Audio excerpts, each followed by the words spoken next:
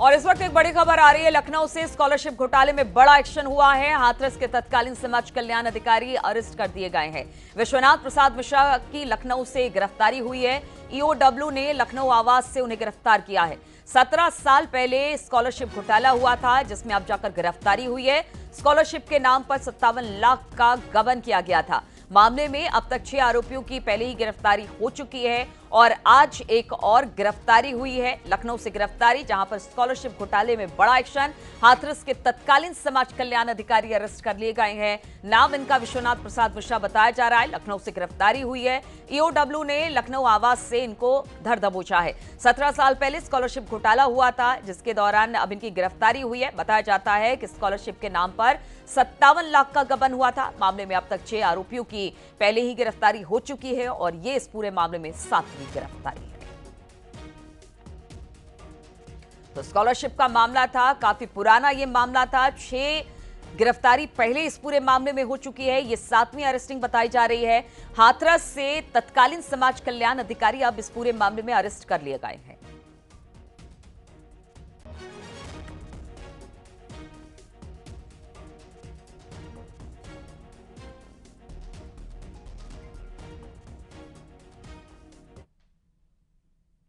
और मध्य प्रदेश के रण में सीएम योगी की एंट्री के साथ ही वहां का माहौल पूरी तरह से बदल चुका है। सीएम योगी ने राम भक्त और राम विरोधी के बीच जंग छेड़ दी है और राम मंदिर के मुद्दे को भी उछाला है। इतना ही नहीं, मुख्यमंत्री योगी ने सियासी लड़ाई में अकबर बनाम महाराणा प्रताप की आवाज बुलंद की और गुलामी के पन्नों को भी खोलकर रख दिया।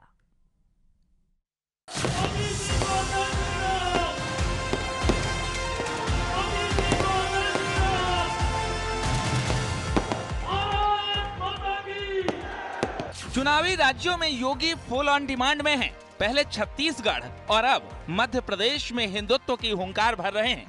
राम मंदिर के विरोधियों को ललकार रहे हैं और कांग्रेस को धिक्कार रहे हैं। साथ ही संदेश दे रहे हैं, जिस इतिहास को कांग्रेस ने भुलाने की कोशिश की, उसे बीजेपी ने अपना मुद्दा बनाया और जो कांग्रेस दशकों में नहीं कर सकी, उसे बीजेपी ने सरकार बनने के तुरंत बाद ही कर दिखाया। जिसके लिए हमारे पूर्वज बलिदान हुए थे, जिसके लिए उन्होंने संघर्ष किया था, जिसके लिए उन्होंने साधना की थी, जो उनकी मनोकामना थी, हम अपनी आंखों से, भौतिक आंखों से आज उस कार्य को मूर्त रूप होते हुए देख रहे हैं। इसलिए मैंने कहा हम सौभाग्यशाली हैं, हमारी पीढ़ी सौभाग्यशाली है। पहले छत्तीसगढ़ में कांग्रेस पर करारा हमला, तो अब मध्य प्रदेश में एक बार फिर सीएम योगी ने कांग्रेस पर कटाक्ष किया। उन्होंने बिना राग लपेट के जनता से सवाल पूछा, क्या अयोध्या में राम मंदिर का काम कांग्रेस कर पाती? क्या कांग्रेस राम मंदिर निर्माण होते देखना चाहती थी?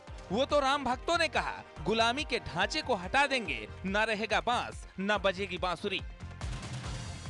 लेकिन भाइयों बहनों, मैं आपसे पूछना चाहता हूं, अयोध्या में राम मंदिर का काम क्या कांग्रेस कर पाती? कांग्रेस तो चाहती ही नहीं थी, क्योंकि कांग्रेस का नाम ही समस्या है। कांग्रेस चाहती ही नहीं थी समस्या का समाधान हो।